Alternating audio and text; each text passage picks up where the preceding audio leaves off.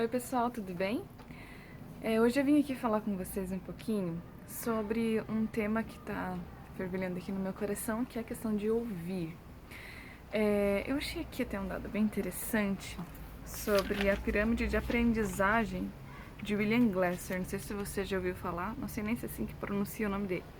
Mas o que eu achei interessante é que ele diz assim, que nós temos uma tendência a reter 10% daquilo que a gente lê, 20% daquilo que a gente ouve, 30% daquilo que a gente observa, 50% daquilo que vemos e ouvimos, 70% quando a gente discute o assunto com outras pessoas, 80% quando a gente faz e 95% quando a gente ensina as outras pessoas. Isso é relativo à questão da aprendizagem. E eu queria trazer esse aspecto para o contexto espiritual. Muitas vezes a gente a gente trata a parte daquilo que a gente ouve como se não fosse algo importante, tá? Mas isso é algo super importante. E por que eu tô falando isso, né?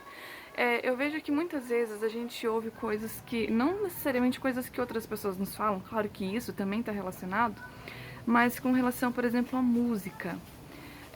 A gente muitas vezes está preocupado em saber se é certo, se é errado, ouvir música secular, mas a questão é o que isso vai trazer para nós, para o nosso coração. Né? Quando a gente ouve algo, ou aquilo que a gente ouve é importante para o nosso aprendizado. E assim, a gente viu que a gente tem, por exemplo, 95% quando a gente ensina outra pessoa a fazer. Só que até a gente chegar nesse estágio, é necessário que antes se passe pelo momento de leitura, de audição, de você ver e ouvir, de você observar alguém fazendo, enfim. Então, com relação ao aprendizado de Deus e da palavra de Deus, é a mesma coisa. E o que eu acho interessante é que o primeiro momento em que aparece na Bíblia a palavra ouvir, né, que na verdade ouviram, é quando fala a respeito de Adão e Eva. Que Adão e Eva ouviram Deus andando no jardim. No cair da tarde, quando soprava aquela brisa suave, eles ouviram Deus andando pelo jardim e tiveram medo e se esconderam. Esse é o primeiro versículo que aparece. Depois Adão fala novamente, né, fala essa palavra com Deus, ele diz: eu ouvi o Senhor caminhando e eu tive medo. Então, a primeira palavra que está relacionada a ouvir é quando a gente ouve Deus. Né? Seja Deus agindo, seja Deus falando, depois em vários momentos da Bíblia vai aparecer Deus falando. E o que eu acho interessantíssimo é que Deus deixa claro para o povo de Israel que pelo menos uma vez por semana, que era no sábado, eles deveriam se reunir e ler a lei para que eles ouvissem, porque se a gente não ouve, a gente esquece. E daí como que isso vem no Novo Testamento, né? Eu vejo que Jesus, ele fala sobre os ensinamentos do coração, daquilo que existe dentro do nosso coração. E quando ele fala, por exemplo, sobre pecados, né? Melhor que você tire a sua mão, que você tire o seu pé, que você tire o seu olho, mas que você evite o pecado. Ele não fala, é melhor que você tire o seu ouvido. Por que será que essa parte não está inclusa, né? Eu imagino que assim, um pé, a mão ou os olhos, a gente comete um tipo de pecado que seria ativo, digamos assim, é uma porta de saída, do tipo aquilo que já está no teu coração vai sair por essas formas de ação. Mas quando a gente ouve, a gente permite que essas coisas entrem no nosso coração. Aquilo que a gente tem no nosso coração entra por algum lugar. Entra pelo aquilo que a gente ouve, entra também pelos nossos olhos, né, por aquilo que a gente observa. Mas uma realidade é que o ouvido, tudo aquilo que a gente ouve, vai sim para o nosso coração. Está escrito para a gente filtrar as informações e reter aquilo que é bom, né? Não é para a gente reter tudo aquilo que a gente ouve. Mas a verdade é que o ouvido ele tem esse papel fundamental. E o que eu gostaria de falar para vocês hoje é: encham-se de coisas que são boas, ouça aquilo que é bom. Quando a gente pensa às vezes em artes, a gente não pensa muitas vezes como que Deus usa esse instrumento para chegar no nosso coração, as questões artísticas. E a música é um caminho artístico que Deus sim usa para falar conosco. E isso não é de hoje, é muito tempo atrás. A gente vê, por exemplo, que a recomendação dos apóstolos era que a igreja estivesse sempre alegre, feliz em Deus, salmodiando. O que era um livro dos salmos? Era um livro de músicas.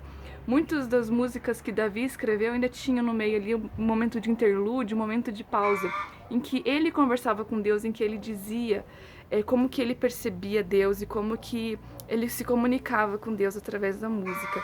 E muitas vezes ele se comunicava com a sua própria alma através da música. Então escute músicas que falem a respeito de Deus, que te façam refletir sobre a palavra, que te façam lembrar daquilo que realmente você precisa lembrar, né? Porque quando a gente, Jesus ele diz assim, que do nosso coração, né, porque procede as fontes da vida, na verdade está escrito em Provérbios, e Jesus diz que é do nosso coração que a gente tira as coisas, né? Que a boca fala daquilo que o coração tá cheio. Então, se a gente se enche somente com músicas que falam a respeito de situações ruins, né? Tem muita música que fala sobre questão de relacionamento amoroso mal sucedido, né? Eu acho que é um dos focos de sucesso. Mas quando a gente se enche com isso, a nossa tendência é refletir isso e agir de acordo com isso.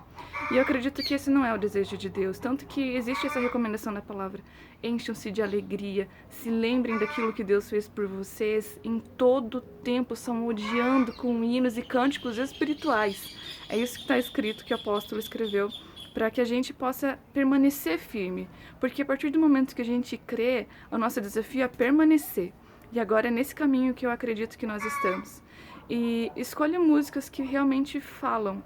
Tem músicas que falam a respeito dos salmos, que é praticamente os salmos cantados também, que falam a respeito de Deus, sabe?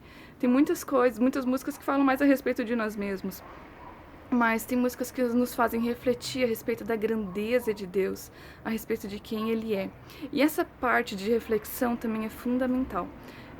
Eu estava refletindo ontem, meditando num Salmos 36, ao verso 5, que diz assim: ó Senhor, o teu amor é mais alto do que os céus, e a tua fidelidade chega até as nuvens. E daí eu comecei a refletir nesse salmo. E daí eu comecei a observar o céu e comecei a pensar. Como assim, né? Se o amor de Deus é mais alto que os céus, eu comecei a olhar para o céu e pensar, mas... Quando a gente olha para o céu, a gente vê, na verdade, o universo. E o universo está em constante expansão. E esse é o amor de Deus, essa é a altura do amor de Deus. Em constante expansão, apesar de já ser considerado infinito. Você entende isso? É isso que acontece quando a gente começa a refletir naquilo que Deus fala para nós e quando a gente permite que essas verdades entrem de várias formas, né? Pela música, pela leitura da palavra, ouvindo alguém falar a respeito da palavra, discutindo com alguém a respeito da palavra, ensinando alguém, discipulando alguém, e a gente vai crescendo no conhecimento e na graça de Deus, até que a gente se torne maduro e perfeito para o propósito que Deus tem para realizar na nossa vida. Então, ouça com cuidado tudo aquilo que Deus quer falar com você. Não se permita se encher com coisas que são vãs, que são tolas, que são fúteis, que podem fazer com que você perca tempo pensando em coisas que não são o desejo de Deus para você agora. Tá? Então, descansa o teu coração, confia em Deus e ouça aquilo que Ele quer te falar. Tá? O apóstolo, ele fala muito, os apóstolos, né, eles falam muito a respeito da gente cuidar dos nossos pensamentos e da gente lembrar sempre da promessa de Deus, mas para que isso aconteça, e também para a gente pensar nas coisas que são do alto e não nas que são da terra, e por isso a gente precisa estar o tempo todo ligado, procurando se alimentar, procurando encher o nosso coração daquilo que verdadeiramente permanece para sempre, e não é permanente, não é temporário, né, como o que a gente vive aqui nessa vida, que muitas vezes a gente acaba ouvindo e se apegando nesses sentimentos que são simplesmente temporários. Deixa eu ver só se eu falei tudo que eu precisava falar.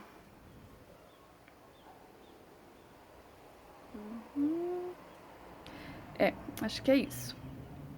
Bom, tem uma música que eu gosto muito e que eu queria só comentar com vocês sobre a letra dela. O nome dela é Rise, né, que significa, tipo, subindo. E ela fala a respeito de uma pessoa que está crescendo na fé. E é fantástico porque ela fala assim, claro, né, toda uma linguagem poética.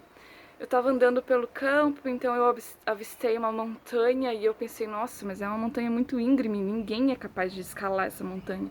Então eu ouvi uma voz no topo dessa montanha me chamando, suba.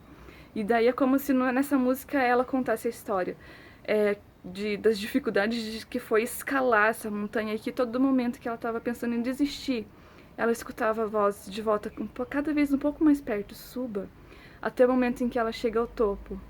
E quando ela chega ao topo, ela diz: aqui no topo dessa montanha Eu sinto seu amor tão real. Aqui no topo dessa montanha, eu ouço o Senhor me chamando de meu filho, sabe? Assim, então, são coisas que fazem a gente lembrar do amor de Deus, que fazem a gente lembrar que sim, é difícil a gente chegar no topo, mas que Deus está chamando a gente. Suba, suba mais um pouco, e cada vez a voz dele vai ficando mais perto.